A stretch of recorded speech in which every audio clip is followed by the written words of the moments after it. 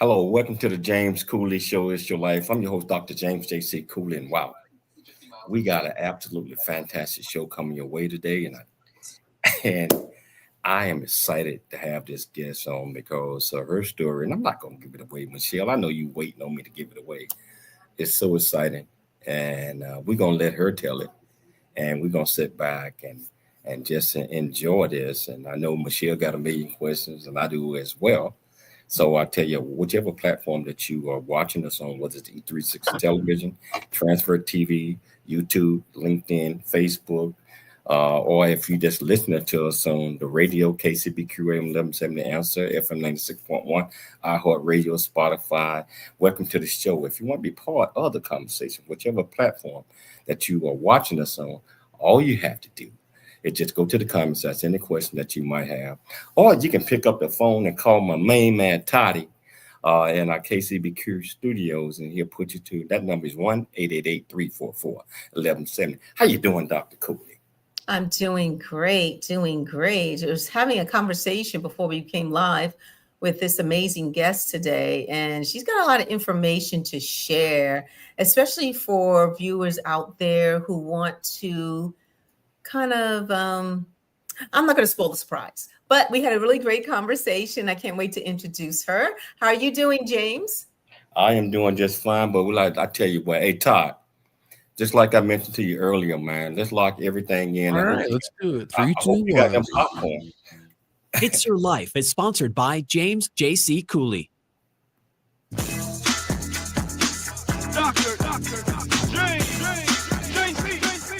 Hello. Welcome to the James Cooley Show. It's your life. I'm your host, Dr. James J.C. Cooley. And I tell you, I hope everybody had a wonderful Thanksgiving weekend. I know Michelle and I and our family, we had a wonderful time.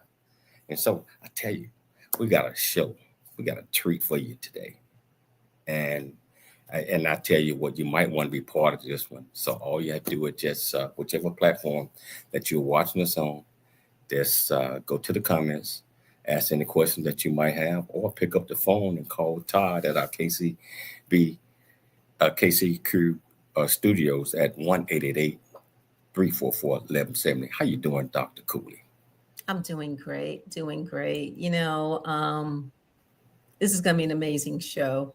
This really is. I don't think we had someone who discussed this particular topic on the show before. We've had many guests, but I know this guest is going to share her knowledge, the backstory of the book that she wrote, but also about fellow authors who want to write memoirs. So I'm excited to have her on the show today. Wow. I tell you what, can you do the honors? Introduce this absolutely fantastic guest and also the purpose of the show, title of the show, and let's get started. Yes. Well, the title of today's show is called The Housekeeper's Secret. And we're having a sit-down conversation with Sandra Schnakenburg. She is the author of the book, The Housekeeper's Secret. We're going to talk about the origin and backstory on the book, the biggest 2 to 3 secrets discovered, the importance of writing a memoir, and 2 to 3 important elements you should always include in a memoir.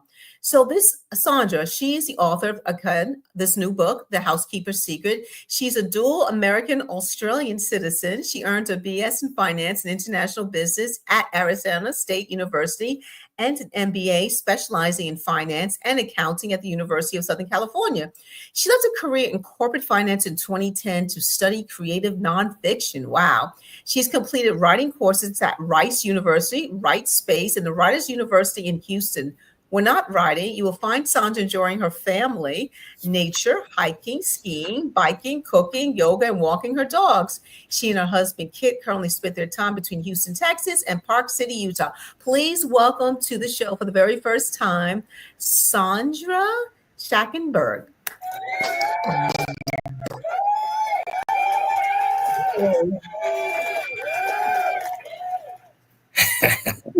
How you doing, Sandra? I'm doing great. Thank you. Hey, welcome to the show. It's truly an honor to be here. Thank you. Thank you. Which part of Australia did you live in? I lived in Melbourne. Okay, so I to live in Australia as well. Oh, you did? And I played rugby over there. We lived in Exmouth, which is, you know, about 500 miles north of Perth. Oh, And we had an opportunity to go to all 7 states, play wow. rugby and do. That's why I asked that. Okay. So I'm excited about the story today. Can you tell our viewers and our listeners a little bit more about you? Where you grew up, what made you click, and then we're going to jump off into this great book. Yes, I grew up in Barrington, Illinois, and as you know, went to college out in Arizona.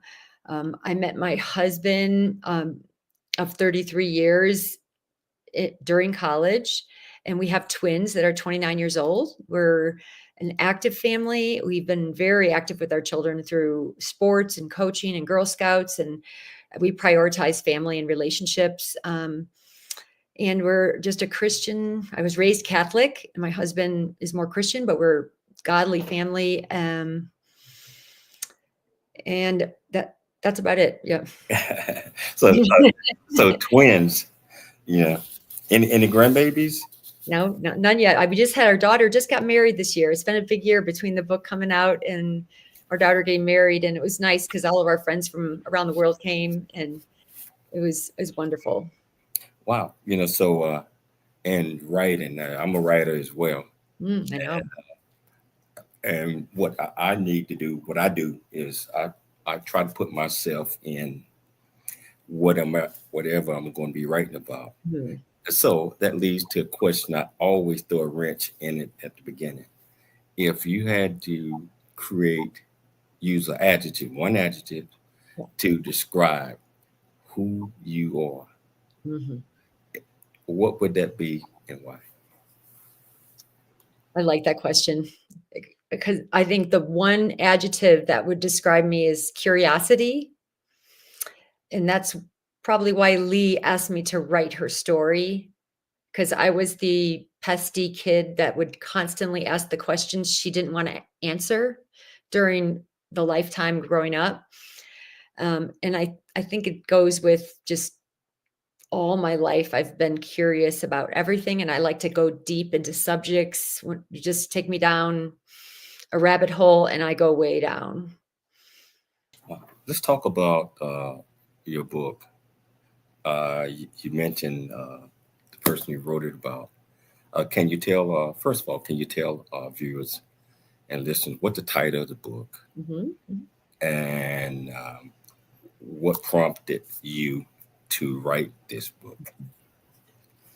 So the title of the book is right here behind me, right here, is The Housekeeper's Secret. And the housekeeper was our beloved housekeeper for 30 years. She came in 1965 when I was 3.5 years old. Our family was a chaotic family. It was busy, and she brought stability and, calm and patience to our family. We were raised by a tyrant father. He had a temper and he was verbally abusive. And Lee was the one who lessened the damage, even though my mom was beaten down. My siblings and I were all struggling a lot. Lee brought this wealth of soul in her that she wouldn't waver for anything. She was just solid. She confronted my dad on things that were unreasonable. And what happened is when Lee died, she asked me to write her story. She initially came to our house with a story that she had lost a husband and son in a tragic automobile accident. And she had their photos inside her mirror, all her life during her entire 30 years with us. She wouldn't give her husband a name, but she gave her son a name. And I always wanted to know more, just everything about them. But we were banned from asking her. That was part of the agreement when she arrived. And so on her deathbed, when she asked me to write her story, that she said, one day I'm going to write a story and nobody will ever believe it.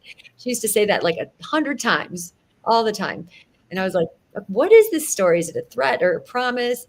Anyway, she asked me to write it. I said, Lee, I don't know your story. How can I write it? She said, will you just promise me you'll try? I said, yes, I will. She died shortly after that. That's 30 years ago this year. And so she didn't tell you her story at all. How did you go about? Okay, first of all, yeah, that's intriguing. I know. Not knowing what her story was, how did you start your research, and what did you? How long did it take you to really sit down and think about? Okay, I'm going to do that. Were there any moments that prompt you to write this, and the curiosity probably built up? That's what I'm asking. And you said, well, so can you talk to our audience about that a little bit? Yes. Okay. So when she asked me to write her story, I didn't know her story, but I was busy at the time. I had a busy lifestyle. I was in corporate finance. I just had twins. I was raising them in Australia. There was a lot of, busyness. So I just dove into my life, and Lee's request to write her book was put on the back burner. But 15 years later, and I really do believe this was like a divine appointment to this timing of her story to be told, because my mom died 15 years later. And when we were cleaning out her house, we found Lee's ashes in her closet.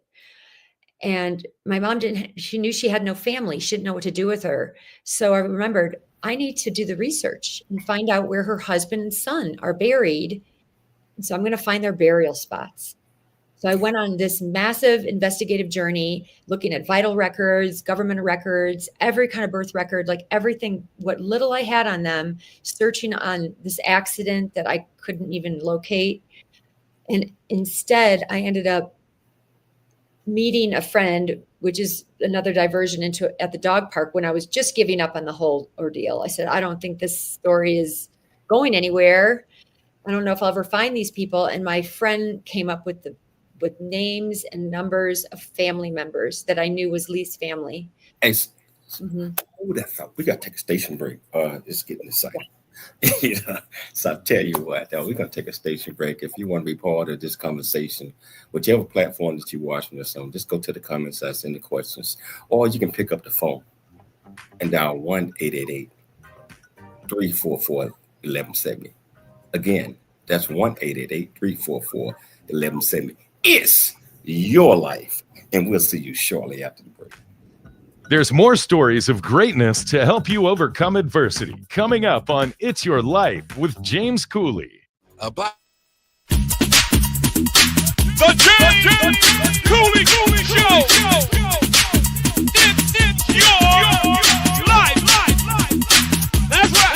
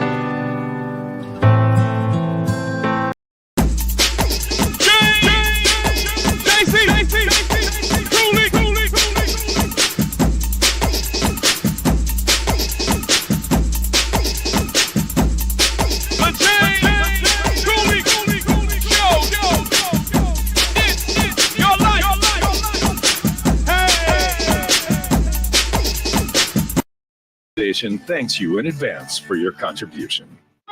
Country Boy, City Boy, A Journey That Ain't Over Yet, the true life coming of age story by James J.C. Cooley. Using humor, wit, and engaging storytelling, James paints a picture about his arrival in a rural deep south town and realization that life would never be the same. Cooley lays out his struggle to adjust from city life to country life and back again, sharing his hard-earned lessons to educate, encourage, and enlighten our next generation of leaders and heroes. Get your copy of Country Boy, City Boy, A Journey That Ain't Over Yet by James J.C. Cooley, available on Amazon and everywhere books are sold.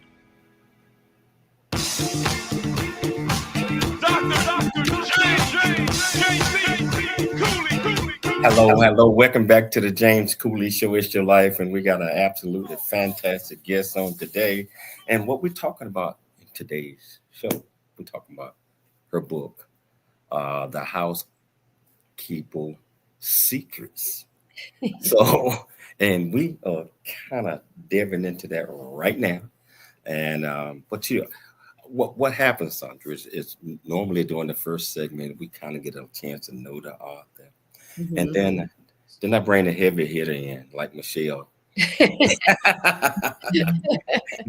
and she is getting ready to pick this up right here. But just one question, I'm gonna pick it up, and then I turn it over to you, Michelle. You mentioned that 15 years ago, your mother, you found the ashes in her clothes. Did you know that your mom had kept the ashes for her? I asked her long before that, like, what did you do with Lee? And she said, I kept her close near me because she was my guardian angel. Mm-hmm. So she did, because she said she didn't know where to send them. So I didn't know where they were, but when we emptied her house, we found them. So I know you mentioned that, Lee asked you to basically share her story, but when it was time to write the story, what was the process and what did you find out about Lee that surprised you? And that just made you appreciate Lee even more, especially if she went through any challenges or tribulations or anything like that? Well, Lee was such an impressionable person in my life in terms of bringing me peace and, minimize the damage done from the verbal abuse, that when I came about and discovered her story, it came about as a shock, an absolute, like, almost a betrayal in a way. Like, I shared my whole life with you and I don't know anything about you. And then all this happened to her. But I also had an empathetic heart. I thought I wanted to know why she couldn't share it. And I answered those questions for myself during the investigative journey. One of the things I learned that was very shocking about Lee was that, and this is not giving away any spoilers, is that she didn't want to be found and she didn't want to be found out. She was hiding out in our 44-acre estate, working for our family, and she didn't want anybody to know she was there. And there were people looking for her, so I found later. I also found out that she had a famous family, never spoke of them. Even today, there's a museum on them.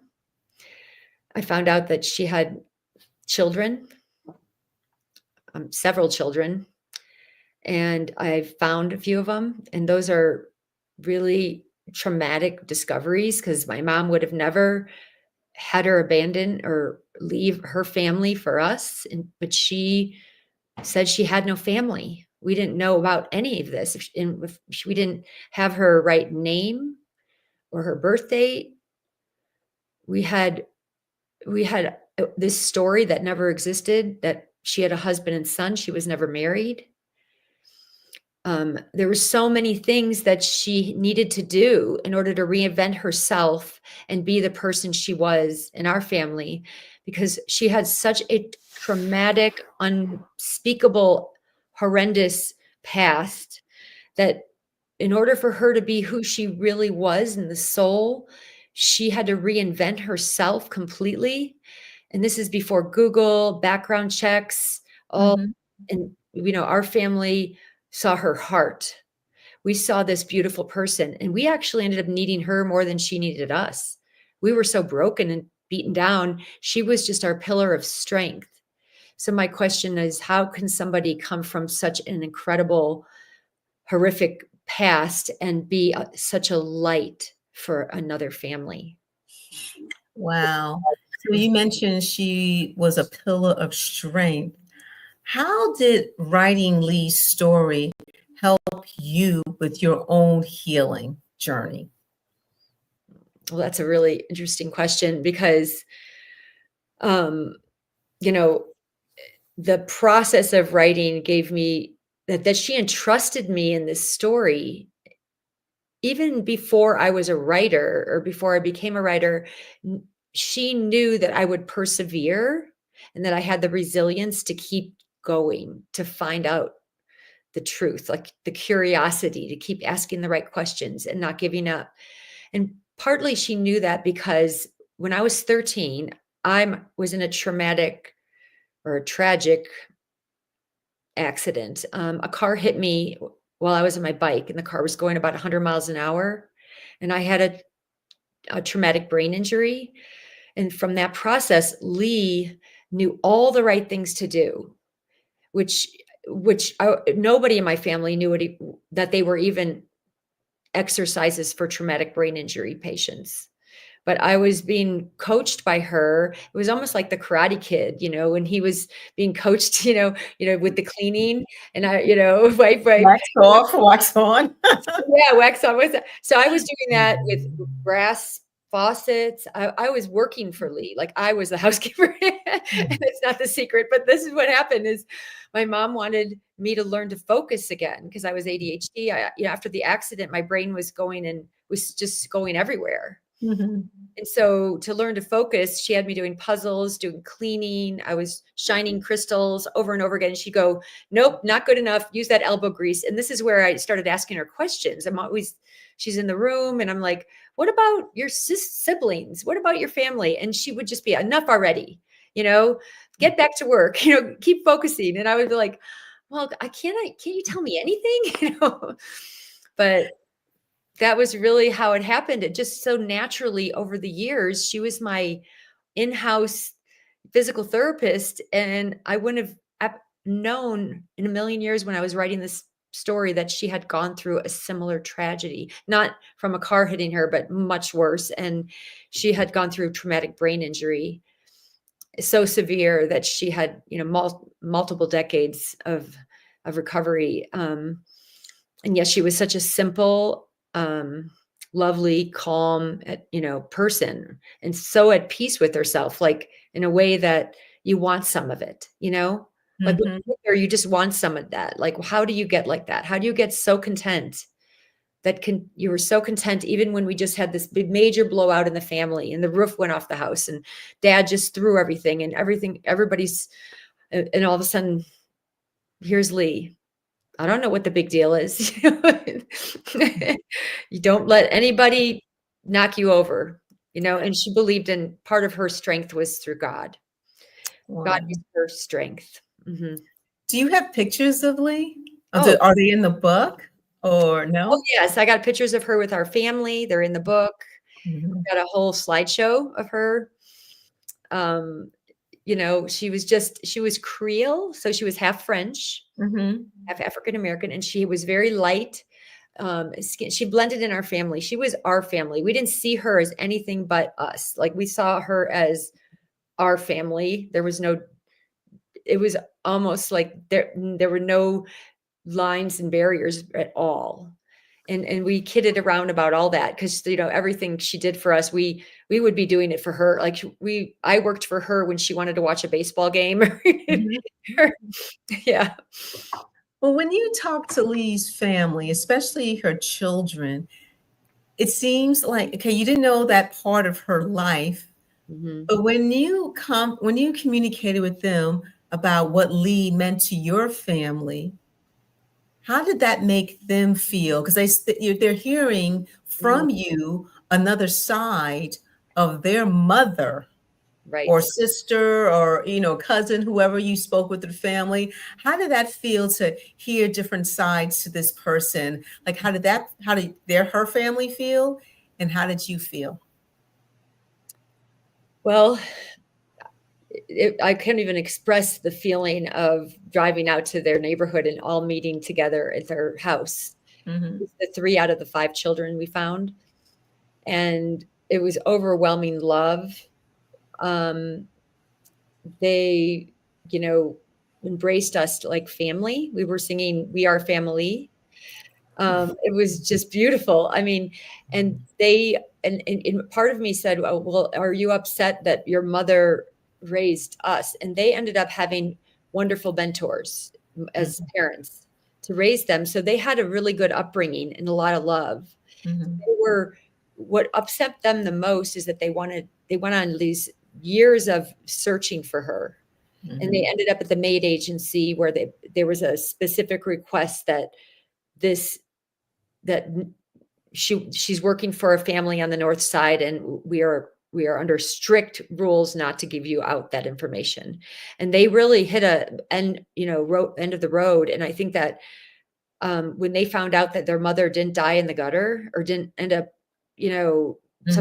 they were grateful that she was so loved and had an amazing life with our family, because she truly was joyful. She had everything she wanted. We wanted her to be so happy. And she was happier than everybody in the family anyway. And she kind of taught us joy and happiness, and by just living in the moment. She had this living in the moment. She didn't want to go back. She didn't want to go forward, never worried about the future, never worried about the past, but she lived every day to the fullest. Like, what's going on today, from the first cup of coffee and then all the things that were going to happen that day.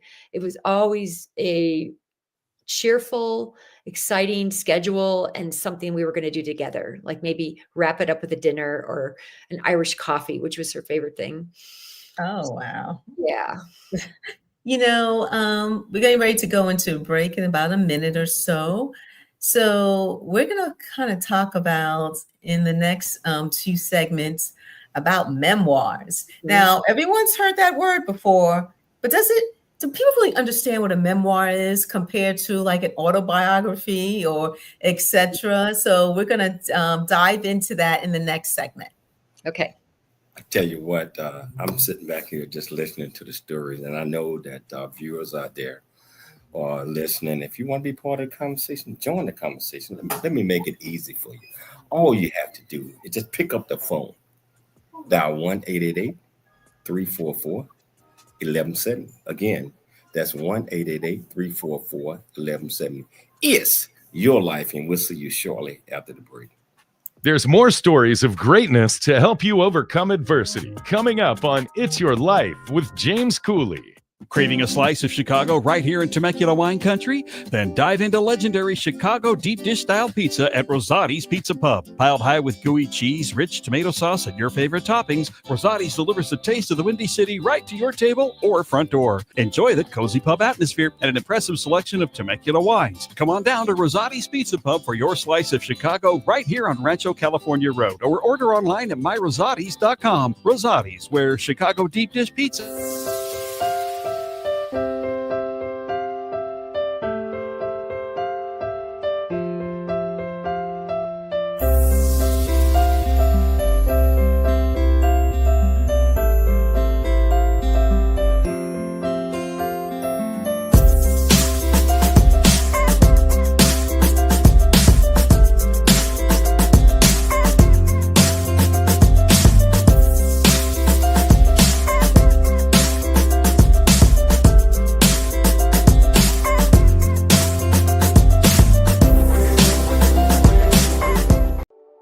Noah Dingley here, JC Cooley producer of The Foundation James continues- Cooley Show, It's Your Life.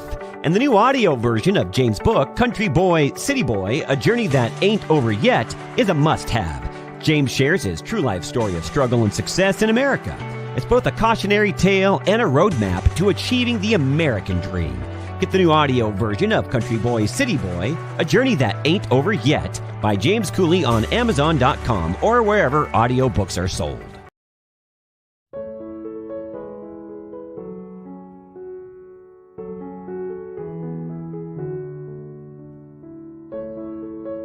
$1,000.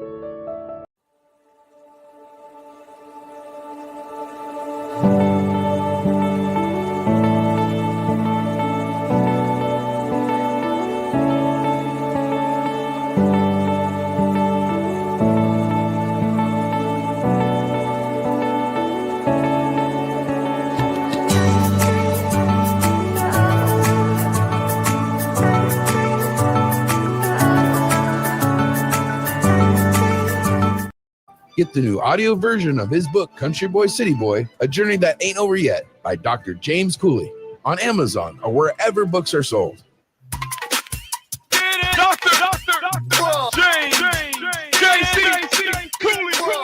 Hello. Welcome back to the James Cooley Show. It's your life, and I'm sitting back here. I'm listening to the story, and trying to visualize, and it's kind of like a movie, Todd. Just like I was telling you, I think Sandra probably need to look at the movie side of this, And Todd, I know you are a movie buff.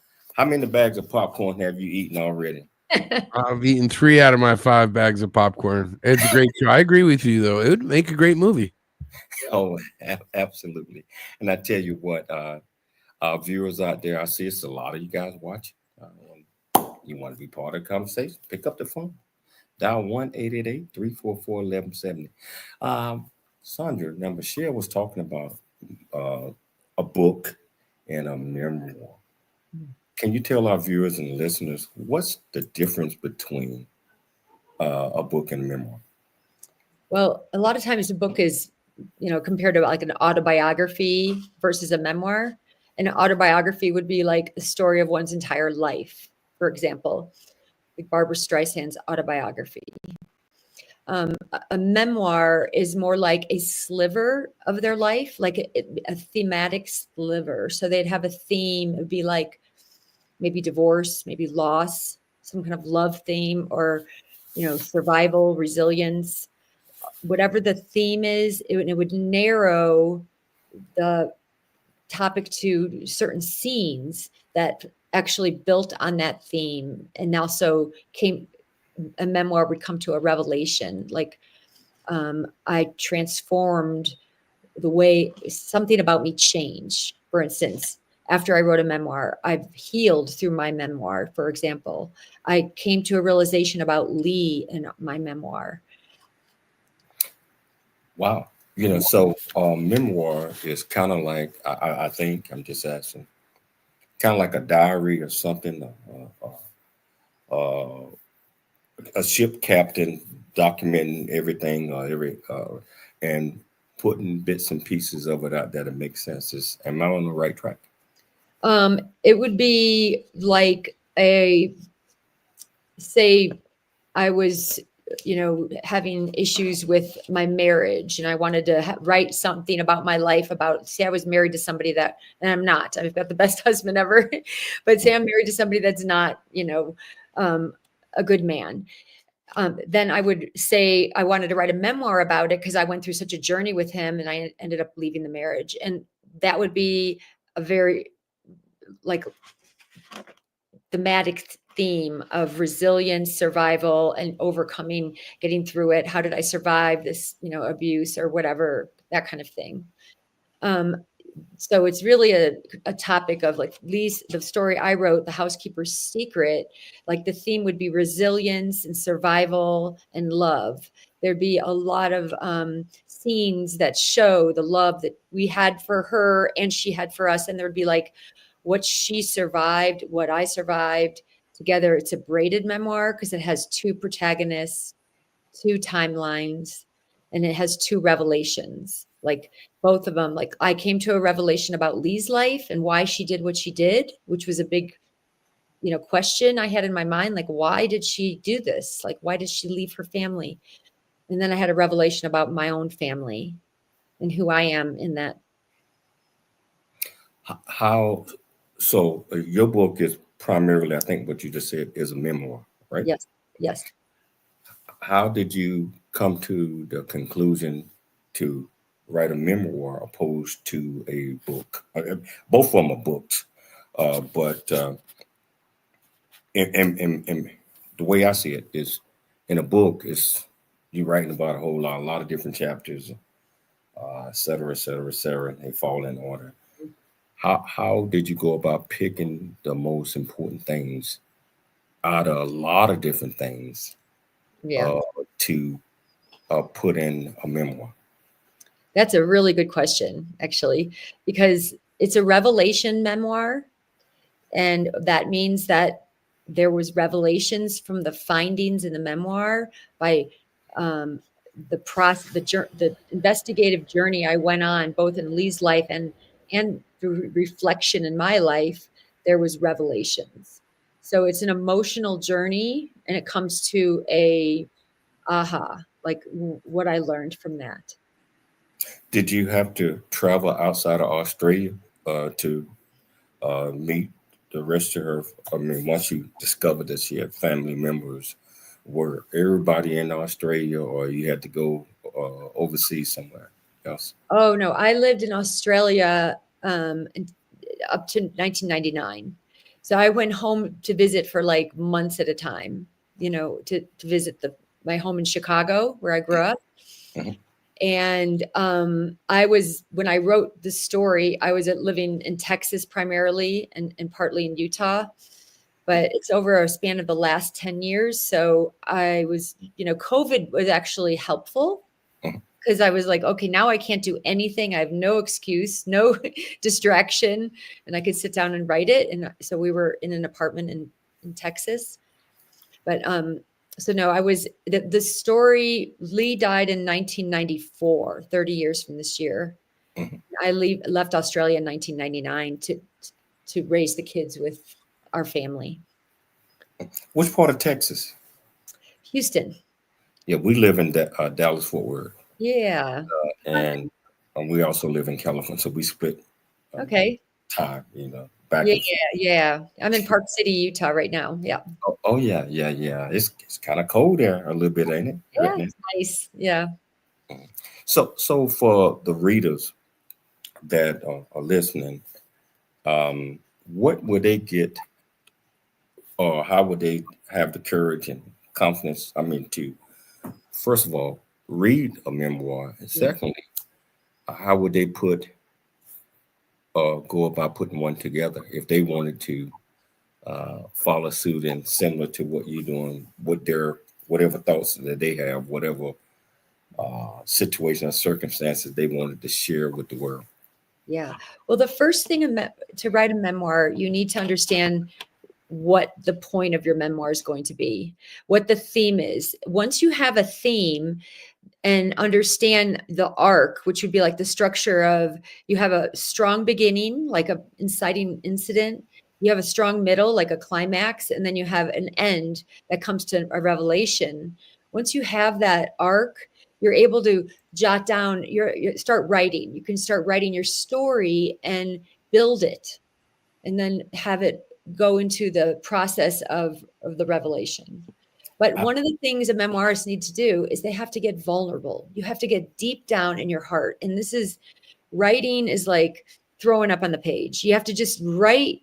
Like I read, Anne Lamott has a book called Bird by Bird. And in that book, she says, your first draft should be a shitty draft. Mm-hmm. And really, it gave me permission not to be perfect, because with all the wonderful memoirs out there, I've read a lot of them, and I'm like intimidated by them. And I was like, I couldn't get myself to start writing. But once I realized it doesn't matter, just get the story down. Just get the story. Hold that thought. I want to come back. Well, we got to take a station break. Okay. I'm gonna come back and pick that up because that's a lot of people that dream of writing books or memoirs.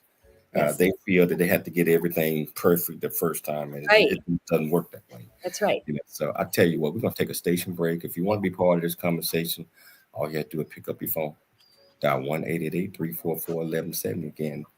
That's 1-888-344-1170. It's your life, and we'll see you shortly after. There's more stories of greatness to help you overcome adversity coming up on It's Your Life. Listen up. It's Dr. James J.C. Cooley. Yeah. It's the James Cooley Show. It's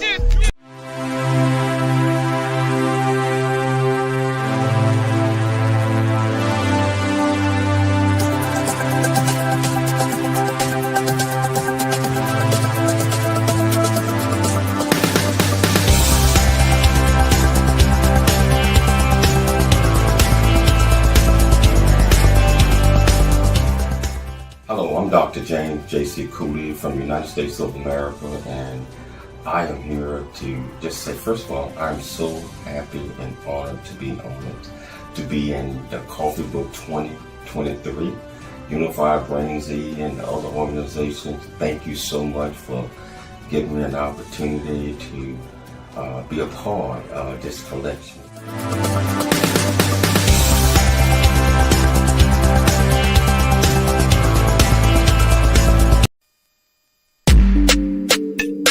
Dr. James J.C. Cooley.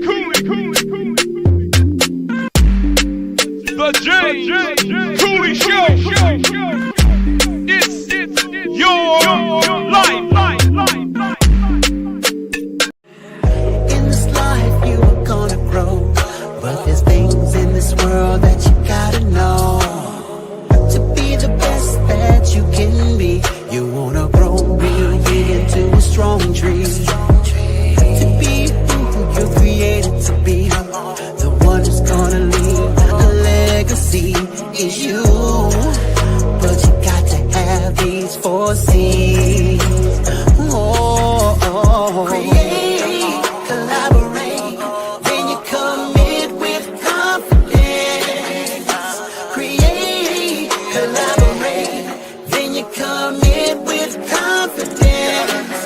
It's the Tree Life and back again, sharing his hard-earned lessons to educate, encourage, and enlighten our next generation of leaders and heroes. Get your copy of Country Boy, City Boy, A Journey That Ain't Over Yet by James J.C. Cooley, available on Amazon and everywhere books are sold.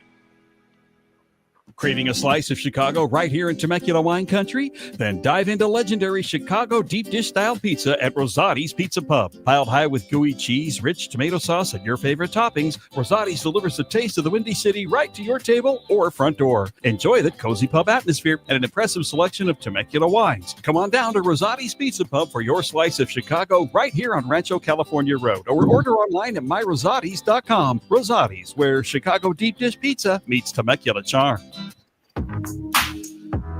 It's the James Cooley Show. It's your life. Hello. Welcome back to the James Cooley Show, If Your Life. And I tell you what, we're having such a wonderful time. And I Todd, just like I told you, man, we at the movies, because this certainly should be a movie, the fall of this. And Definitely. It's a magnificent story. And Todd, do you have a question for her? Hey, Todd. No, we have limited time, so let's get right back to it. Oh, okay. Thank you, Todd. Well, I want to pick this up. You want to pick it up? Okay. Yeah. So, Sandra, there's certain things a writer needs to do as when we're talking about how to write a memoir, what it entails. One of the things is show scenes and minimize the telling. What does that actually mean? Yeah, that's really that's the trick to writing, actually. that gets readers in the story. If you write create vivid, immersive experiences for readers rather than summarizing events and emotions, readers are in the story. Like what the first thing is, you just write, you tell what happens. Telling kind of puts people to sleep, actually. Nobody likes to be told things. They like to be living things. And when you're living a scene, you're experiencing as the reader, you're feeling the emotions of that moment. You're actually feeling your environment. You're smelling something in the air, cooking or whatever. You walk in a room and you see like what's on the wall. This is all brings the reader in the room. So you use all your senses when you write. And I think that's the trick to keeping readers interested and keeping them turning the pages, because they're a part of the journey. Like I walked them through my story, through my childhood, and they gut-wrenchingly had to experience my pain too. And then they had to go through the process of discovering Lee's truth and gut-wrenching feel the pain of that shock, because they already got to know Lee the same way I knew Lee before I knew the truth. Wow. Yeah. So let's talk about balancing reflection with action when doing a memoir. What does that actually entail? Yeah, that's really a delicate. When you have a scene, an action scene, we all want to explain it. And so we have to give enough backstory so that we're attached to the scene and the character and the purpose of that scene without boring, the reader. We have to really offer the whole package, the feeling, the smell, and all that, and the little backstory of this person is doing this because his mom used to do this kind of thing, or whatever little thing happens to that character. That's how you build the character, through little breadcrumbs of the past. And then you keep writing into the story with those breadcrumbs and pulling them forward. So can you kind of go over some of the don'ts? I know you mentioned a couple of things. Some of the don'ts when writing a memoir. I believe in writing anything, whether it's a tell-all book, whether it's a biography, autobiography, when you're doing a memoir, the reasons and the intent of doing the memoir, how important is that? I mean, yes, people want to, tell their story or tell someone else's story, or even, sell books. But what is the number one intent somebody should really ask themselves when they're doing a memoir?